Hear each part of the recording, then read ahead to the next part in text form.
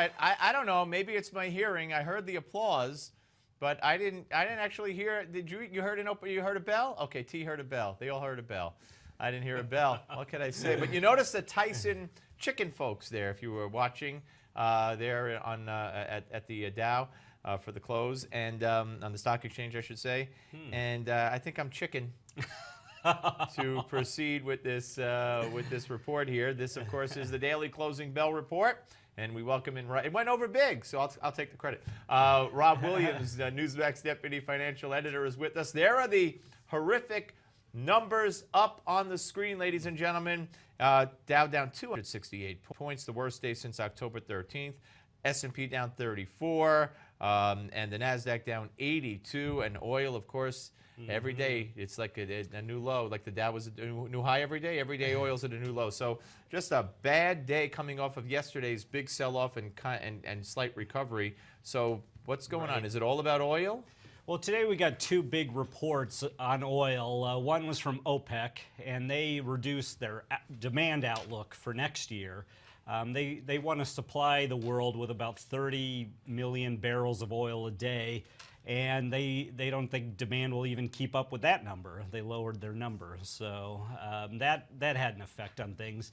And then the United States, we have a lot of oil too in supplies, and a lot more than expected. Right, yeah, so the U.S. oil inventories rose by 1.5 million barrels in last week, and they thought that economists thought there would actually be a decline, of over 2.5 million. So that's a big disparity. Yeah, and the United States now produces the most oil it has since 1983. We're awash in oil. Well, the fracking boom has really revolutionized U.S. production, and so that's really showing up. I don't think people really were prepared for it. No one last year, I don't think any forecaster, any economist said, oh yeah, we're just going to be awash in oil by the end of the year and prices are going to decline by 40-something%. All right, so one of the effects here, and correct me if I'm wrong, is that you have energy companies that are cutting back on plans to drill because we have such a surplus. So doesn't this send chills down the whole economic chain? Well, it does, and now we're really starting to see these the lower prices weigh in on these companies. Like we had BP out today saying that it would restructure operations and costing $1 billion, that it would look to cut $2 billion in projects. ConocoPhillips did the same thing this week, cutting back.